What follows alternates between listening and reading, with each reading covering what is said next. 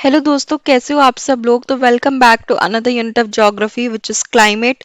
सो climate एक बहुत important unit है दोस्तों, और इसमें बहुत ज़्यादा चीज़ें हैं जो हमको याद करनी है। तो फटाफट आगे बढ़ते हैं दोस्तों।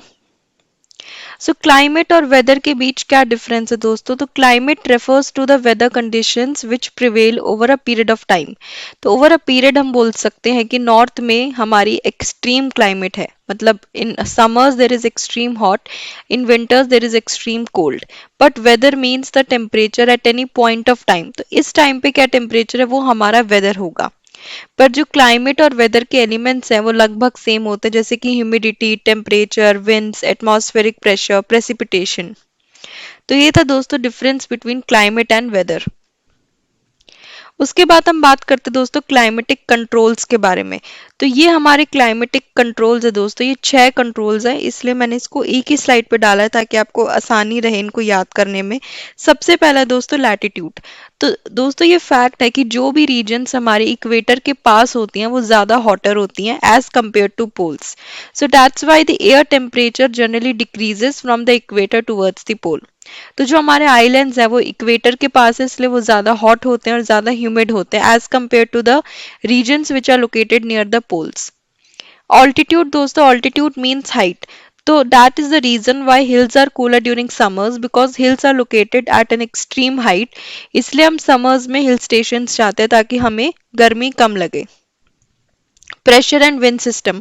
तो जो प्रेशर एंड विंड सिस्टम है दोस्तों वो भी डिपेंड करता है, और वो हमारी रेनफॉल पैटर्न को, टेम्परेचर पैटर्न को अफेक्ट करता है। Distance from the sea. तो जो भी रीजन दोस्तों सी के ज़्यादा पास होंगी वो ज़्यादा ह्यूमिड होंगी, ज़्यादा हॉट होंगी, वहाँ पे मॉइस्चर बहुत ज़्यादा होगा as compare to the regions which are away from the C.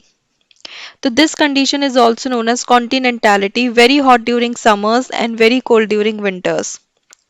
Ocean currents. So ocean currents भी अफेक्ट करते हैं दोस्तों, like for any coastal area with warm और cold currents, it will be warmed और cooled if the winds are on shore. तो जो हमारे ocean currents है वो हमारे विंड सिस्टम को भी अफेक्ट करते हैं, और उसके कारण भी हमारे क्लाइमेटिक कंट्रोल्स में चेंज आता है। Relief features. तो रिलीफ फीचर्स का मतलब होता है दोस्तों जैसे हाई माउंटेन्स हो गया, तो उनके कारण भी क्या होता है दोस्तों, वो बैरियर्स क्रिएट करते हैं कोल्ड और हॉट विंड्स को पास होने के लिए। They may also cause precipitation if they're high enough and line the path of rain bearing winds. तो जो रिलीफ फीचर्स हो गए हमारे माउंटेन्स, ओशंस, ये सब भी अफेक्ट करते हैं हमारे क्लाइमेट को। तो जो रिलीफ फीचर्स हैं जैसे हमारे रेनफॉल, स्नो, हील, स्लीट, ये सारे दोस्तों फैक्टर्स अफेक्ट करते हैं। उसके बाद हम बात करते हैं दोस्तों फैक्टर्स अफेक्टिंग इंडियाज क्लाइमेट। तो वो तो हमने जनरल फैक्टर्स पढ़े दोस्तों, फैक्टर्स अफेक्टिंग इंडियाज क्लाइमेट। तो विद रिस्पेक्ट टू इंडिया हम थोड़ा बात करेंगे। तो लैटिट्यूड है दोस्तों, जैसे जो ट्रॉपिक ऑफ कैंसर है वो रन ऑफ कच्छ के मिडल से पास करता है। सो इंडिया के पास जो क्लाइमेट है वो ट्रॉपिकल के भी हैं और सब ट्रॉपिकल रीजन्स के भी हैं। तो India has a mixture of climate दोस्तों। India has mountains to the north, और इंडिया में माउंटेन्स भी हैं, इंडिया में कोस्टल एरिया भी है, और काफ़ी ज़्यादा हाइट में above the sea level 30 metres. तो इंडिया में क्या होता है, कुछ जगह पे काफ़ी ठंडा वेदर है क्योंकि माउंटेन्स है, और कुछ जगह पे ह्यूमिडिटी है क्योंकि ओशन और कोस्टल एरियाज भी है। The climate and weather conditions in India are governed by the following atmospheric conditions. So we have pressure, wind system, upper air circulation। जो हमारे साइक्लोन्स है वो भी बहुत ज़्यादा इफेक्ट करते हैं दोस्तों। और एक इम्पॉर्टेंट बात हम इसमें करेंगे साउथ वेस्ट मानसून विंड्स की। तो ये बहुत इंपॉर्टेंट टॉपिक है दोस्तों, जैसे कि एयर मूव करती है over the high pressure area हमारे इंडियन ओशन पे। इन सब जगहों पे दोस्तों जो एयर मूव करती है वो सबसे पहले इक्वेटर को क्रॉस करती है, और फिर वो हाई प्रेशर एरिया से लो प्रेशर एरिया में जाती है। इनको हम साउथ वेस्ट मानसून विंड्स कहते हैं। तो जब भी दोस्तों ये विंड्स गैदर होती हैं तो एक प्रेशर क्रिएट होता है और उसके बाद ज़्यादा रेनफॉल होती है। तो साउथ वेस्ट मानसून विंड्स पे ही रेनफॉल डिपेंड करती है। तो आपने देखा होगा दोस्तों रेनफॉल होने से पहले कितनी ज़्यादा ह्यूमिडिटी होती है, और कई बार क्या होता है ह्यूमिडिटी ज़्यादा होती है पर रेनफॉल नहीं आती क्योंकि उस टाइम उतना प्रेशर क्रिएट नहीं होता है कि क्लाउड्स बर्स्ट कर पाए। तो jet streams are fast flowing narrow meandering air currents in the atmosphere. तो जेट स्ट्रीम्स भी एक थोड़ा इंपॉर्टेंट है, ये कभी वन लाइनर आ जाता है, पर मेजर चीज़ें यही हैं जो कि हमारे 5 या 6 मार्कर में आ सकती है दोस्तों, कि what are the factors affecting India's climate and what are the climatic controls. अब हम डिटेल में बात करेंगे दोस्तों इंडियन मॉनसून के बारे में। तो seasonal reversal of the wind system is known as monsoon. तो मॉनसून के बारे में पता ही है दोस्तों कि मॉनसून आर रफली between 20 degree north and 20 degree south. So the differential heating and cooling of land and water. तो मॉनसून से क्या होता है, सबसे पहले लो प्रेशर विंड्स होती हैं, तो वो विंड सबसे पहले इक्वेटर से पास होती है, कोस्टल एरिया से पास होती हैं, फिर वो हाई प्रेशर एरिया में जाती हैं। उससे जो होता है कि एटमॉस्फेयर में अ, वो क्या कहते हैं प्रेशर क्रिएट होता है दोस्तों, और उससे हमारी रेनफॉल होती है। तो also the shift of position of inter tropical convergence zone, ये भी एक बहुत इंपॉर्टेंट फैक्टर है दोस्तों, जो मॉनसून ट्रफ को क्रिएट करता है during the monsoon season. The presence of high pressure area east of Madagascar, ये भी अपनी मॉनसून को अफेक्ट करता है दोस्तों। ये 5 फैक्टर्स हैं जो हमारी मॉनसून को अफेक्ट करते हैं इंडिया में। उसके बाद दोस्तों ये बता रखा है कि जो हमारी इरेगुलर पीरियोडिक वेरिएशन होती है टेम्परेचर में या फिर सी सरफेस एरिया में, उसे हम सडन ऑसिलेशन कहते हैं दोस्तों। तो जैसे कि कभी हमें लगता है बारिश का मौसम है, कभी लगता है ठंड होगी, कभी लगता है बहुत ज़्यादा गर्मी होगी। तो ये जो इरेगुलर टेम्परेचर वेरिएशंस होती हैं उसे हम सडन ऑसिलेशन कहते हैं। तो ये भी मॉनसून के बारे में कंटिन्यूड है दोस्तों। मॉनसून ज़्यादा डिटेल में पढ़ाया गया है इस टॉपिक में। तो मॉनसून की ड्यूरेशन बता रखी है 100 टू 120 डेज पर दोस्तों। आजकल मॉनसून कभी भी आ जाती है, so there is no fix defined season की हम ये मॉनसून बोल सकते हैं। मॉनसून को हम बर्स्ट भी बोलते हैं।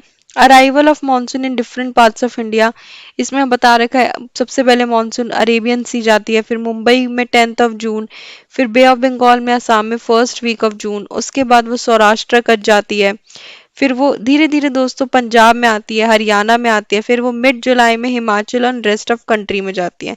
पर ये ड्यूरेशन अब फिक्स नहीं है दोस्तों, ये चेंज होती रहती है क्योंकि ग्लोबल वार्मिंग बढ़ गई है, क्लाइमेटिक कंडीशंस अब चेंज हो गई है, इसलिए अब कुछ भी फिक्स नहीं है। So the withdrawal of monsoon begins in northwestern states of India by early September. तो by mid अक्टूबर वो हमारी नॉर्थ स्टेट से भी चली जाती है और यहाँ पे विंटर सीजन आ जाता है। ये मेन हमारे सीजन्स है दोस्तों, ये हमारे 4 सीजन्स है। समर सीजन यानी hot weather season, winter season cold weather season, rainy season या एडवांसिंग मॉनसून, एक है हमारा retreating monsoon with some regional variations, transition season. तो ये 4 सीजन्स इंपॉर्टेंट है, इसमें से 3 के बारे में तो हम सबको पता है, और ये फोर्थ वाला थोड़ा आप लोगों के लिए न्यू होगा, retreating monsoon with some regional variations. Cold and hot season के बारे में पढ़ेंगे दोस्तों। आई थिंक इन सब के लिए मुझे पढ़ाने की जरूरत नहीं है, आप इसको रीड कर सकते हैं। तो आपको पता है कि हॉट सीजन कब से शुरू होता है, मार्च टू मई तक, जहाँ पे लू भी चलती है, एकदम गर्म हवाएं चलती है, जिसे हम हॉट विंड्स कहते हैं। उस सीजन में मैंगोज आते हैं हम सबके फेवरेट। विंटर सीजन में भी दोस्तों राबी क्रॉप्स का टाइम होता है। विंटर सीजन में नाइट्स कोल्ड होती हैं, डेज थोड़े बहुत रिलेटिवली वार्म रहते हैं, और दिसंबर एंड जनवरी हमारे नदर्न पार्ट्स के सबसे कोल्डेस्ट मंथ्स होते हैं। उसके बाद ये इंपॉर्टेंट है दोस्तों, एडवांसिंग एंड रिट्रीटिंग मॉनसून। तो बेसिक रेनी सीजन या बेसिक मॉनसून्स के बारे में तो हम कितना पढ़ चुके हैं दोस्तों, कि southeast trade winds originate over the warm subtropical areas of southern oceans. They cross the equator and blow in a southwesterly direction, entering the Indian peninsula as the southwest monsoon. तो जैसे पहले भी हमने साउथ वेस्ट मानसून विंड्स के बारे में discuss करा है दोस्तों, इसमें यही मेन टॉपिक है।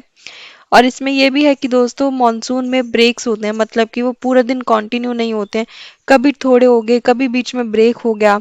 और द ब्रेक्स इन मॉनसून किससे रिलेटेड होते हैं, मूवमेंट ऑफ मॉनसून ट्रफ से। तो हर एक चीज का कोई ना कोई फिनोमिना रिलेटेड होता है, तो मूवमेंट ऑफ मॉनसून ट्रफ से हमारे ब्रेक्स रिलेटेड होते हैं दोस्तों। तो trough and axis keep on moving northward और southward and determine the spatial distribution of rainfall. उसके बाद दोस्तों the frequency and intensity of tropical depression also determine the amount and duration of monsoon rains. उसके बाद दोस्तों हम बात करते हैं रिट्रीटिंग या पोस्ट मॉनसून की, जो कि है ट्रांजिशन सीजन, जो कि हमारा फोर्थ पॉइंट था। The months of October and November form a period of transition from hot rainy season to dry winter condition. तो ट्रांजिशन मतलब दोस्तों जब सीजन चेंज हो रहा है, हॉट से विंटर हो रही है, विंटर से हॉट हो रहा है, हॉट से रेनी हो रही है, रेनी से विंटर हो रहा है, तो ये सारे ट्रांजिशन फेस है। तो retreat of monsoon is marked by clear skies, rise in temperature. तो मॉनसून में क्या होता है दोस्तों, जो हमारा विंटर सीजन होता है इसमें डे टेम्परेचर हाई होता है, नाइट्स हमारी कूल और प्लेजेंट होती है। सो इनके कारण हम इनको अक्टूबर हीट भी कहते हैं दोस्तों, क्योंकि अक्टूबर हीट में क्या होता है, mercury begins to fall rapidly in northern India. तो नॉर्दर्न इंडिया में अक्टूबर में बहुत ज़्यादा ठंड होनी शुरू हो जाती है धीरे धीरे। उसके बाद बता रखा है दोस्तों, parts of western and northern coast receive about 400 centimetre of rainfall. Rainfall Rajasthan के एरियाज में कम होती है दोस्तों, क्योंकि वहाँ वाटर स्कार्सिटी भी बहुत ज़्यादा होती है इसलिए।